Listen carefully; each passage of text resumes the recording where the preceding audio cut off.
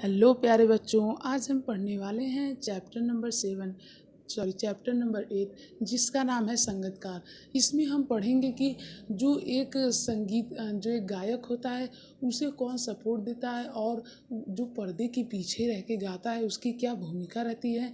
और उसकी तो कोई तारीफ़ करता नहीं, फिर भी कवि उस पर प्रकाश डालते हैं और उसकी भूमिका पर भी प्रकाश डालते हैं कि वो किस तरह एक गायक को संभाल लेता है और वो एक किस तरह छोटे भाई की तरह या फिर शिष्य की तरह अपने गुरु या फिर अपने बड़े भाई को संभाल लेता है। तो वो यहाँ पे इन कई सारी चीज़ों का वर्णन करेंगे। तो आइए चलिए इसे पढ़ते हैं और समझते हैं कि किस प्रकार का रोल प्ले करता है एक संगीतकार, जो कि पर्दे के पीछे रह के गाता है, उसे कोई नहीं देखता है, पर वो सारा गीत उसी के बेस पर बना होता है।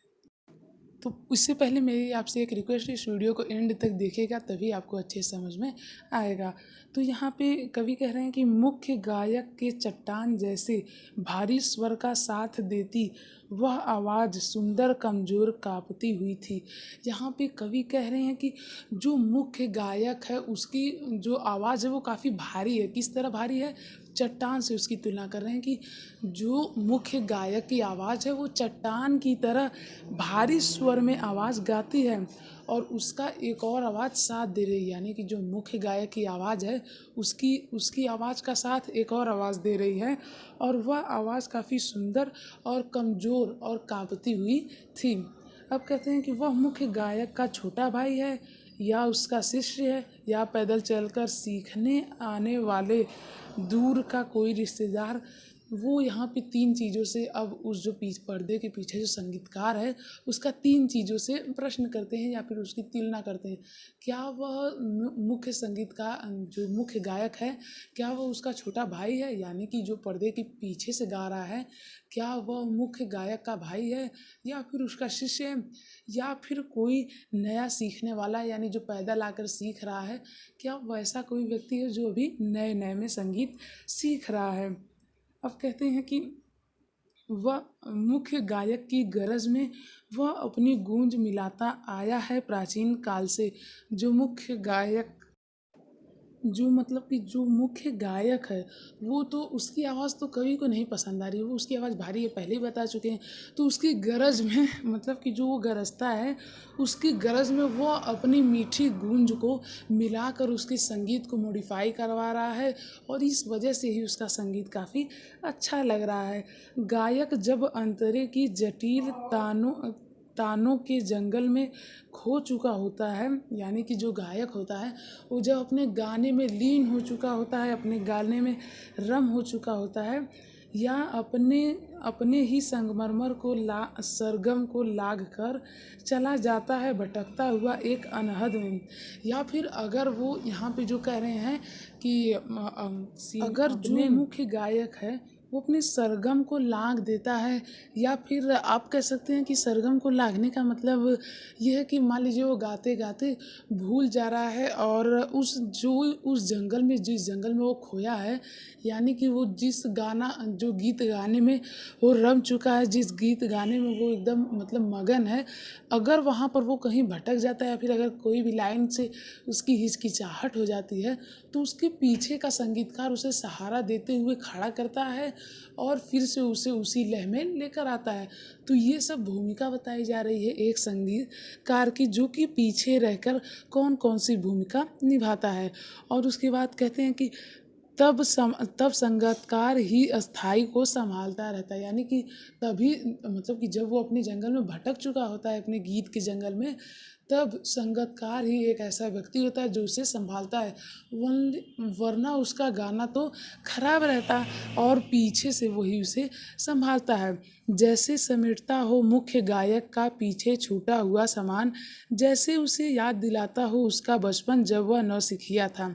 अब यहाँ पे कहते हैं कि वो उसकी मदद या फिर वो पीछे से इस तरह से गीत गाता है जैसे कि वो मतलब कि जैसे कि कोई व्यक्ति नहीं होता है, वो दौड़ते चला जा रहा है और उसका सामान जितना भी गिर रहा है वो सभी को समेट कर लेकर जा रहा है। तो कवि हमें से ये कहना चाहते हैं कि वो उसकी इस तरह से मदद कर रहा है जैसे कि उसकी सारी सामानों को बटोरता हुआ, यानी इकट्ठा करता हुआ लेकर चला जा रहा है। तो उम्मीद है आपको अच्छे से समझ में आ रहा होगा। और जैसे उसे याद दिलाता हो उसका बचपन जब वह नौसिखिया था, और वो इस तरह से बिहेव करता है। कौन बिहेव करता है? संगीतकार। जो संगीतकार होता है वो इस तरह से बिहेव करता है कि जैसे वो उस मेन गायक का, जो मेन गायक रहता है जो सबके सामने गा रहा होता है, उसका बचपन याद दिलाता है जब वो अभी संगीत सीख रहा होता है। नौसिखिया मतलब सीख रहा होता है। तो जब वो संगीत सीख रहा होता है तब वो जिस तरह से बिहेव करता है, उसी सब चीज़ों को संगीतकार उस मेन गायक को याद दिलाता है। तार सप्तक में जब बैठने लगता है उसका गला, प्रेरणा साथ छोड़ती हुई उत्साह अस्त हुआ। अब वो कहते हैं कि जब मतलब उसका संगीत ख़त्म होने वाला होता है, या फिर जब संगीत काफ़ी बोरिंग होने लगता है, तब और उसका गला बैठने लगता है मेन गायक का, तब भी वो मेन रोल प्ले करते हुए उसके संगीत को बढ़ावा देने के लिए उसके साथ अपनी प्रेरणा जोड़ देता है, और उसमें अपनी आवाज़ को बुलंद आवाज़ तो नहीं करता है, क्योंकि वो नहीं चाहता है कि लोग उसे पहचानें। वो चाहता है कि जो सामने जो मेन गायक है लोग उसे देखें। वो ये नहीं चाहता है कि लोग मुझे जाने, मैं फेमस हूँ। वो चाहता है कि जो मेन गायक है वही फेमस हो। इसीलिए वो अपनी बुलंद आवाज़ में नहीं गाता है और उसे बार बार सपोर्ट करता है, क्योंकि उसके अंदर मानविकता है। वो सबका भला चाहता है। आखिर मानव ही ना सबका भला चाहता है। अब जानवर तो कितना भी खा लेंगे लेकिन दूसरे जानवर को नहीं खाने देंगे, झपट लेते हैं ना खाना। तो यही तो होती है मानविकता, कि दूसरों का भी भला करना, दूसरों का भी साथ देना। तो इसीलिए वो अपने उसका उत्साह, यानी कि जब मेन गायक का उत्साह अस्त होने लगता है, जब वो एकदम मतलब कि भूल चुका होता है, उसका गला बैठ चुका होता है, तब वो पीछे से आवाज़ देते हुए मध्यम स्वर में, यानी बहुत धीमे स्वर में गाता है, और उसकी राग काफ़ी मीठी होती है, और इस तरह से उसके गीत की सुंदरता और भी बढ़ जाती है। आवाज़ से राख जैसा कुछ गिरता हुआ तभी मुख्य गायक को ठाड़स बढ़ाता है। कहीं से चला आता है संगीतकार का स्वर, कभी कभी वह यूं ही दे देता है उसका साथ। अब वो कहता है कि यहाँ पे कवि कहते हैं कि जो संगीतकार है वो उसका हिम्मत बनाता है, यानी कि जब मान लीजिए काफ़ी बोरिंग होने लगती है ना, लंबे लंबे जो सॉन्ग्स होते हैं, तो उसकी वो हिम्मत बढ़ाता है संगीतकार, और उसे ऊंचाइयों पे ले जाने के लिए काफ़ी उसकी मदद करता है, क्योंकि आखिर इंसान का फ़र्ज़ निभा रहा है। अब वो इसकी कमज़ोरी थोड़ी है। वो भी चाहता तो वो तो उससे अच्छा गाता है, तो वो चाहता तो सबके सामने आकर अपने फेमस हो जाता, लेकिन नहीं। वो अपने नहीं, वो इंसानों का भला करने के लिए चाहता है ऐसा। कभी कभी वह यूं ही दे देता उसका साथ, और गाते गाते में ही मतलब कि नहीं गाते हैं तो बैकग्राउंड से भी कोई गाता है, फिर गाता है, फिर बैकग्राउंड से कोई जाता है गाता है। तो उसी स्वर की यहाँ बात हो रही है कि कभी कभी वो यूं ही उस मेन गायक का साथ दे देता है, यह बताने के लिए कि वह अकेला नहीं है, और यह कि फिर से गाया जा सकता है।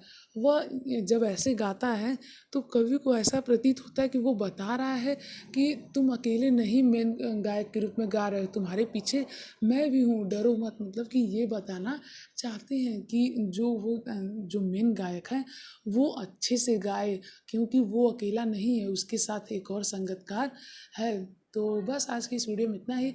और ये जो पूरी पोयम है इसमें कवि हमें यही कहना चाहते हैं कि जो संगीतकार होता है उसकी भूमिका को मेन रूप से प्रकाशित किया है कि उसकी क्या क्या भूमिका होती है। तो उम्मीद है आपको बहुत ही अच्छी तरीके से समझ में आया होगा।